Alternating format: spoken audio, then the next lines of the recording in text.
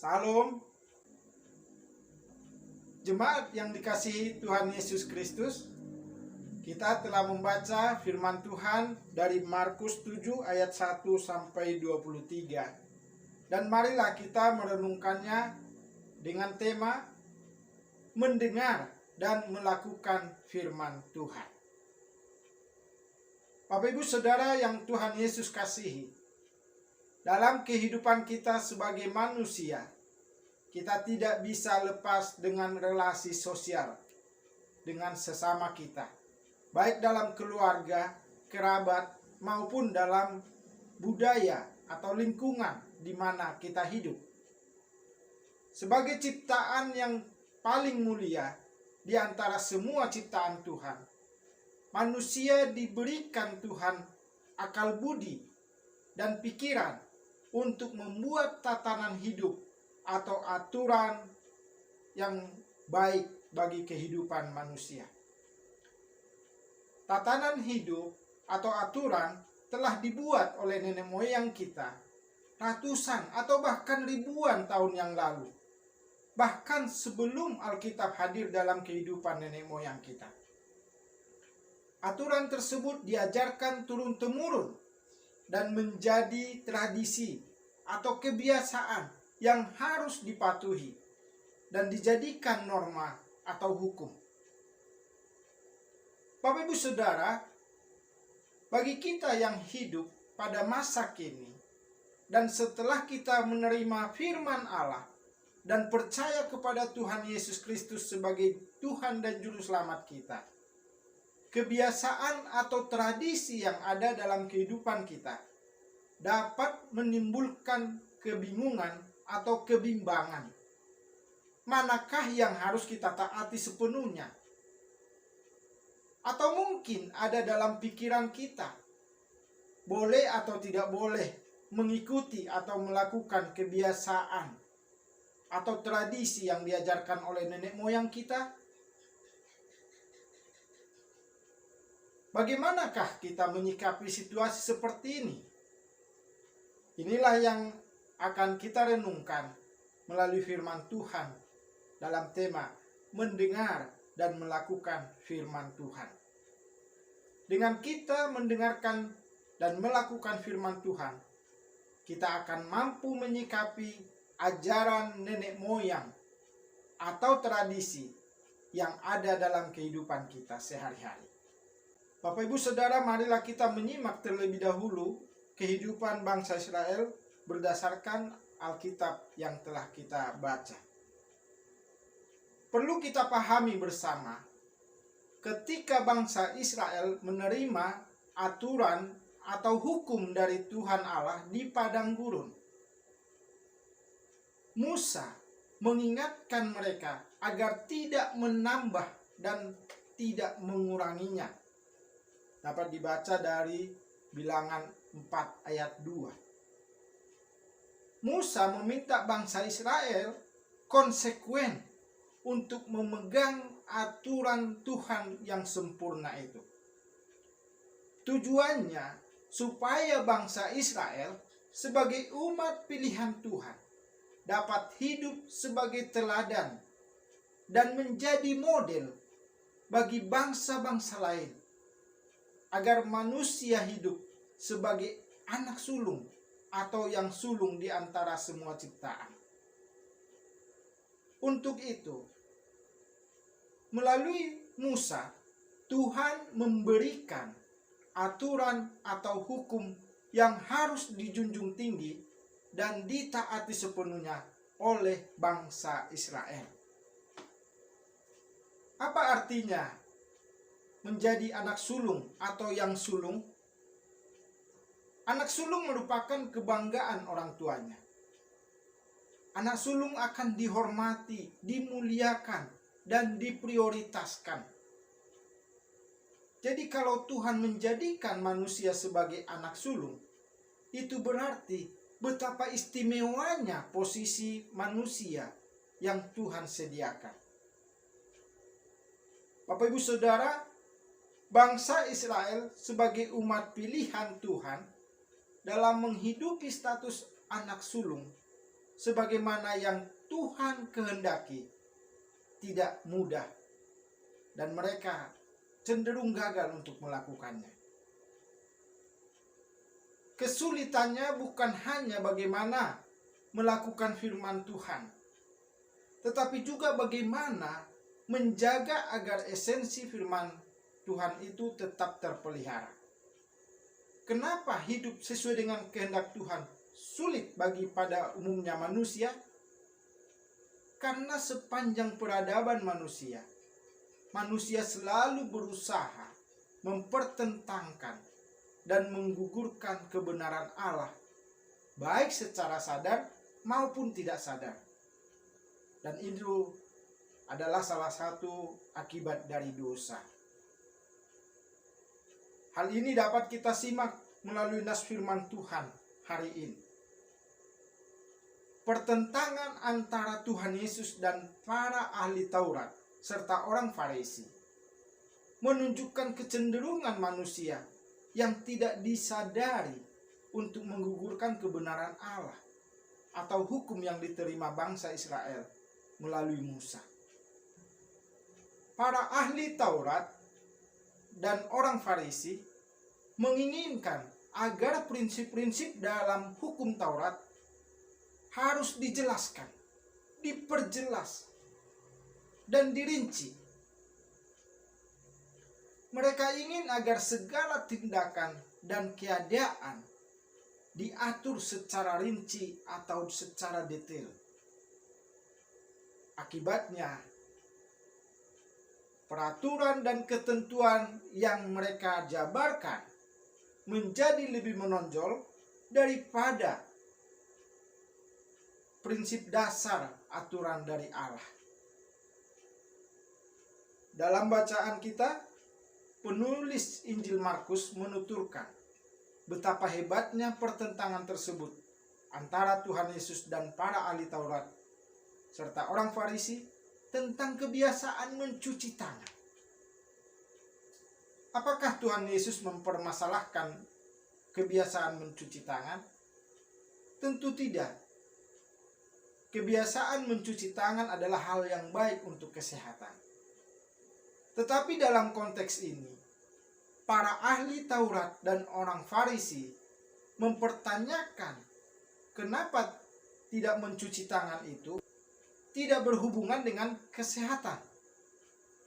Para ahli Taurat dan orang Farisi telah menjadikan kebiasaan mencuci tangan sebagai alasan untuk menyerang kebenaran Allah. Dapat kita perhatikan dalam ayat 1-8. Artinya, mereka telah menekankan kebiasaan mencuci tangan sebagai seremonial dan dikaitkan dengan kesalehan seseorang.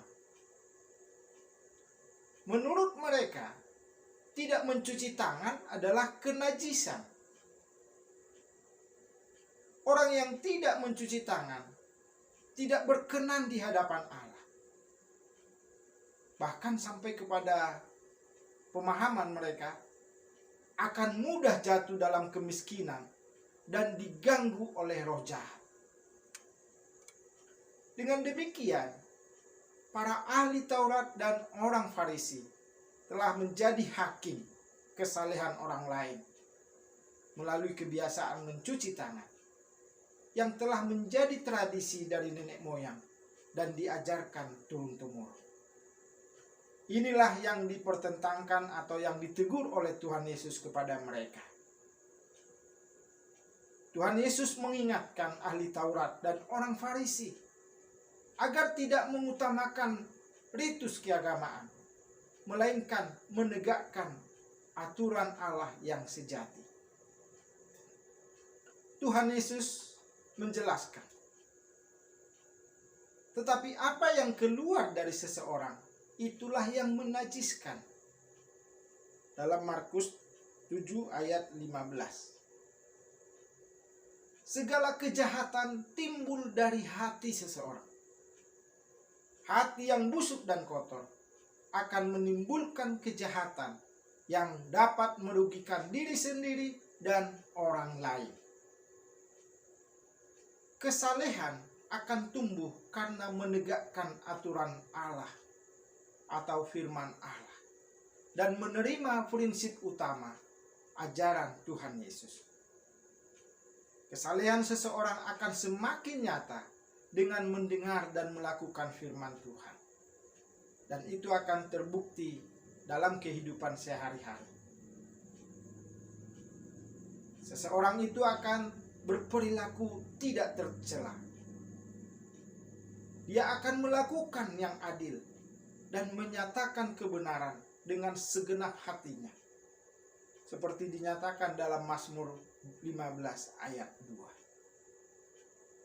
Rasul Yakobus mengatakan bahwa orang yang telah menerima firman Allah akan membuang segala ekspresi kemarahannya, juga semua jenis kejahatan. Bapak Ibu Saudara, melalui kebenaran firman Tuhan hari ini, kepada kita ditegaskan bahwa menjadi orang saleh berarti menjadi pendengar dan pelaku firman Tuhan. Inilah pengajaran Tuhan Yesus yang hakiki. Mungkin ada di antara kita yang bertanya, apa sih sebenarnya manfaat firman Tuhan? Sehingga kita harus menjadi pendengar dan pelaku firman Tuhan. Dengan kita mengetahui manfaat firman Allah, kita akan semakin setia mendengar dan melakukan firman Tuhan dalam hidup kita.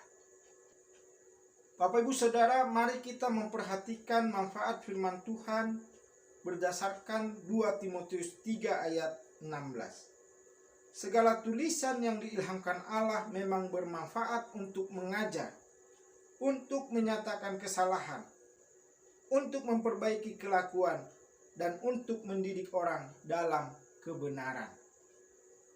Dari sini kita melihat ada 4 manfaatnya, yaitu yang pertama, untuk mengajar. Mengajar adalah memberi tuntunan, arahan, memberikan pengertian, menyingkapkan hal-hal yang tak terpahami, sehingga yang tadinya tidak mengerti menjadi mengerti. Daud berkata, "Betapa ku cintai Tauratmu, aku merenungkannya sepanjang hari. Perintahmu membuat aku lebih bijaksana, lebih berakal budi daripada semua pengajarku, lebih mengerti daripada orang-orang tua." Yang kedua, untuk menyatakan kesalahan. Setelah kita membaca dan mendengarkan firman Tuhan, kita akan disadarkan akan kesalahan-kesalahan kita. Semakin kita tekun membaca dan merenungkan firman Tuhan, semakin kita mempunyai panca indera yang terlatih untuk membedakan mana yang baik daripada yang jahat. Yang ketiga, untuk memperbaiki kelakuan. Dengan membaca dan merenungkan firman Tuhan, kita dapat memperbaiki kelakuan yang salah, yaitu dengan melakukan reparasi atau restorasi yang bertujuan agar kita menjadi pribadi yang jauh lebih baik sesuai dengan kehendak Tuhan. Yang keempat, dikatakan untuk mendidik orang dalam kebenaran. Pendidikan adalah sebuah proses yang panjang dan bertahap, yang di dalamnya mungkin ada teguran, hajaran, bahkan cambukan. Untuk hidup dalam kebenaran, kita harus bersedia menerima semua proses pendidikan atau pembentukan Tuhan bagi kita. Bapak Ibu Saudara yang terkasih, kalau kita memperhatikan manfaat firman Tuhan tersebut, itu semata-mata untuk kebaikan dan kebahagiaan kita. Artinya, saat kita mendengar dan melakukan firman Tuhan dengan setia, kita sendiri yang akan beroleh kebahagiaan. kita akan hidup dalam damai sejahtera Allah dan kebenarannya. Mazmur 1 ayat 1 sampai 3 di sana disebutkan, berbahagialah orang yang kesukaannya ialah Taurat Tuhan dan yang merenungkannya siang dan malam. Ia seperti pohon yang ditanam di tepi aliran air, yang menghasilkan buahnya pada musimnya, dan yang tidak layu daunnya. Apa saja yang diperbuatnya berhasil. Bapak Ibu Saudara, jika demikian indahnya dampak firman Tuhan, mengapa masih ada saja orang yang tidak mau menjadi pendengar dan pelaku firman Tuhan? Kenapa para ahli Taurat dan orang Farisi tidak bahagia dan cenderung menghakimi orang lain? Rasul Yakobus mengatakan, karena orang-orang yang demikian tidak menjadikan firman Allah sebagai cermin untuk melihat diri sendiri dan membenahi atau memperbaiki yang salah. Banyak orang yang menjadikan firman Tuhan sebagai kaca spion atau untuk memata-matai orang lain. Firman Tuhan tersebut cocok untuk orang itu. Firman Tuhan tersebut cocok untuk orang itu supaya ia bertobat. Khotbah Pak Pendeta tersebut pas untuk bapak itu, ibu itu, orang itu. Bukan untuk saya. Akhirnya orang lain yang memperhatikan firman Tuhan merasakan kebahagiaan. Dia sendiri terus dalam kesalahannya, dalam dendam mungkin, dan tidak mengalami kebahagiaan karena akhirnya selalu menghakimi orang lain. Jadi intinya Bapak Ibu Saudara, semua berbalik pada pribadi seseorang itu. Firman Tuhan sangat berguna untuk kesalehan sejati kita. Kesalehan yang semakin tumbuh karena pengenalan dan kasih yang semakin dalam kepada Tuhan kita Yesus Kristus. Dengan demikian kita akan mampu memprioritaskan Tuhan dan kehendaknya dalam kehidupan kita dibandingkan dengan ajaran tradisi atau adat istiadat. Kesalehan sejati itu akan membahagiakan, tetapi kesalehan palsu akan menumbuhkan kesombongan rohani. Kesalehan kita adalah pembenaran karena karya penebusan oleh Tuhan Yesus Kristus, bukan karena perbuatan kita. Jadi tidak ada yang bisa kita sombongkan. Bapak Ibu yang terkasih, namun demikian kesalehan hidup perlu diwujudkan dalam kehidupan kita sehari-hari. Untuk menjadi pendengar dan pelaku firman Tuhan hari ini, marilah kita melakukan 2 perbuatan kesalehan yang Allah inginkan dalam hidup kita. Pertama, menaruh perhatian kepada orang miskin. Orang yang hidup berkekurangan ada banyak di sekitar kita. Kemiskinan dan kekurangan bukan hanya dalam hal materi, tetapi juga dalam hal batin. Ketika seseorang merasa kosong jiwanya karena belum percaya Tuhan Yesus, dan juga dalam hal psikologis lainnya.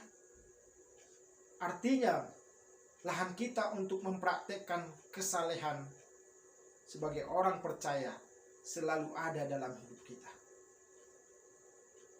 Yang kedua, kita tidak dicemarkan oleh hal-hal yang duniawi. Kita mempraktekkan kesalehan bukan untuk mencari apresiasi atau pujian dari dunia, melainkan untuk membagikan kasih Allah bagi sesama kita.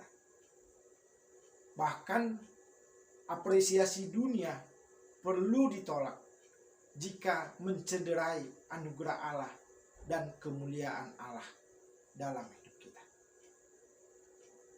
Bapak Ibu Saudara, salah satu bukti bahwa kita mendengarkan dan melakukan firman Allah dalam dunia nyata adalah kita bisa mengendalikan lidah kita.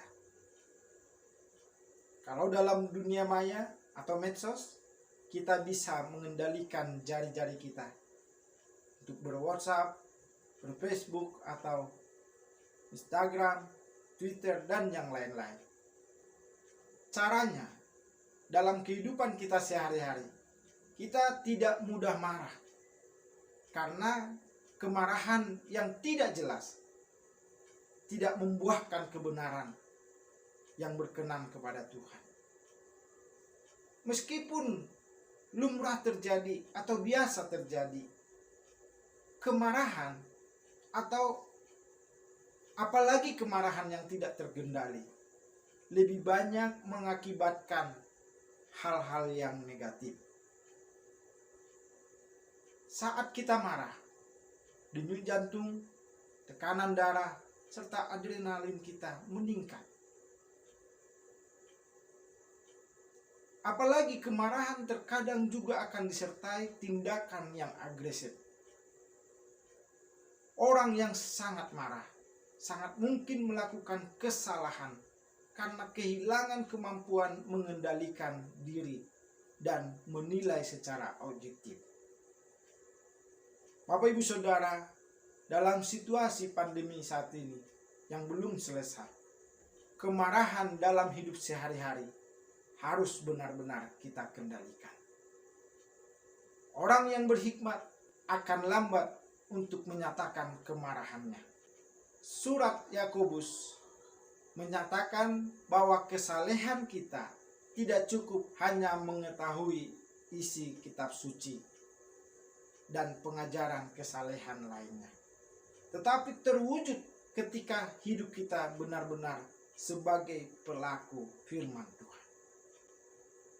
Untuk itu, marilah Bapak Ibu Saudara, kita bertekun pada prinsip utama yang Allah berikan.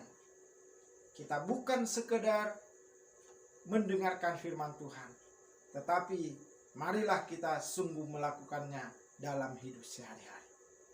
Berbahagialah, karena Tuhan Yesus berkata, yang berbahagia ialah mereka yang mendengarkan firman Allah dan yang memeliharanya.